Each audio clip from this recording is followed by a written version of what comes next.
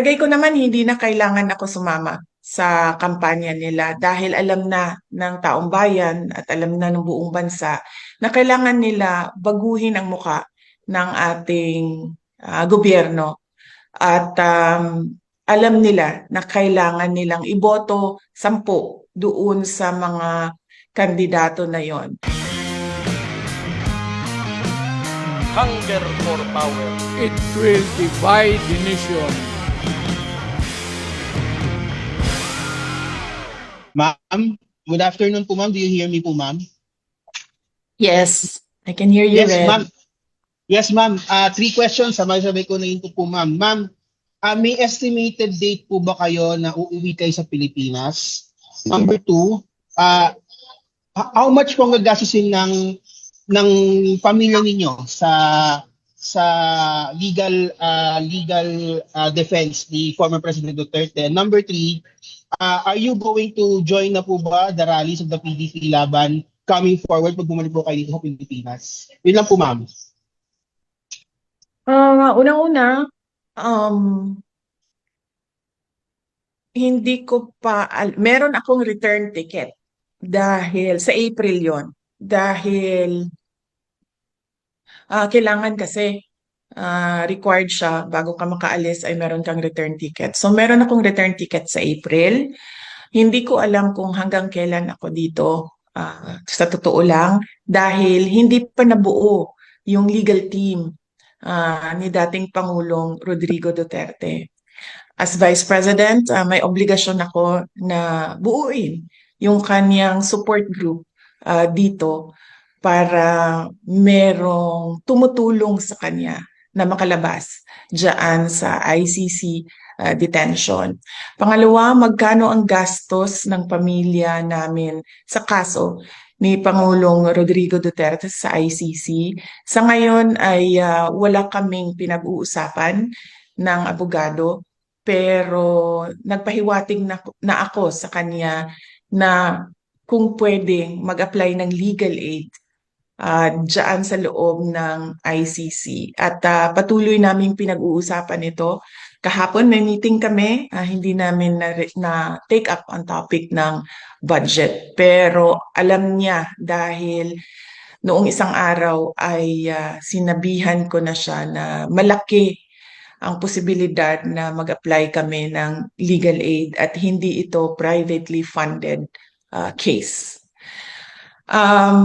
Ang pangatlo is kung sasali ba ako sa kampanya ng PDP, senator candidates at sa mga guest candidates nila.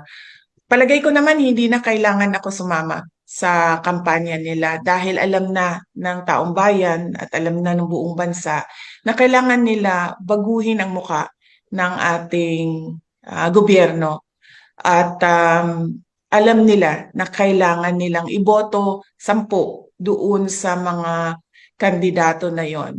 Unang-una, yung mga kandidato ng PDP, Senator Bongo, Senator Bato de la Rosa, Attorney Hinlo, Attorney Bondoc, Philip Salvador, and meron Vic pa Rodriguez, isa. Vic Rodriguez ma'am. Vic Vic Rodriguez. Rodriguez is a guest candidate of PDP. So meron pa tayong isang PDP senator. And meron tayong 4 na guest candidate. Si Attorney Vic Rodriguez, si Congressman Rodante Marcoleta, si Pastor Apollo Kibuloy, and si Dr. Richard Mata. So, hindi ko yun nga siguro ang dahilan kung bakit inalis or ginawa ng extraordinary rendition ang dating Pangulo dahil mukhang magba-block voting ang buong Pilipinas sa 10 senador. Okay po ma'am. Thank you po ma'am. Okay. Next question, Jason Rubrigo, SMNI. Jason? Hi ma'am, good afternoon po. Ma'am, dito po sa legal team po ni dating Pangulong Rodrigo Duterte, kamusta po yung pakikipag-usap natin doon sa listahan po ng mga abogado? at kailan po natin inaasahan na magbubuo po ang legal team ni dating Pangulong Duterte? Oo. Mamayang gabi may darating na isang abogado, no? So, kailangan ko siya kausapin, kailangan ko siya i-interview para maidagdag siya sa legal team. Hindi ko sila papangalanan dahil gusto ko protektahan ang kanilang privacy dahil baka mabombard sila ng kung ano-ano, no, na mga tanong o mga tawag o mga lobbying ng mga iba't ibang grupo, iba't ibang tao. So, hindi ko papangalanan yung ibang miyembro ng legal team. Papangalanan ko lang ang lead counsel natin ay si Nicholas Kaufman. Okay. Ma'am, kanina po sa Senate hearing, you've said na gusto mong sumagot yung Armed Forces of the Philippines kung bakit nila pinayagan na mangyari ito kay Pangulong Duterte. Sa tingin niyo po ba may pananagutan po ang AFP sa nangyari kay dating Pangulong? Sa tingin ko ba may pananagutan? Yes, of course. Sa tingin ko ba pananagutin sila? Base sa sagot ng Secretary of Department of National Defense ay mukhang wala. Hindi sila pananagutin, pero yes, sa tingin ko may pananagutan sila. Dahil ang military, ang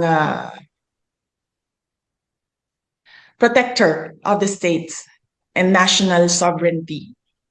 At dagdag pa doon, merong isang unit dyan sa loob ng Armed Forces of the Philippines, itong Presidential Security Command, o dating tawag natin ay Presidential Security Group, masikat sila sa pangalang PSG.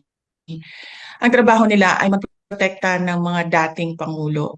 Kung makikita nyo, ang mga security detail ng ating former President Estrada, former President Arroyo, ay mga miyembro at ni former President Duterte ay mga miyembro ng PSG dahil mandato nila na protektahan ang former heads of state because these are kumbaga icons ng ating bansa and they're very important individuals para sa isang bansa.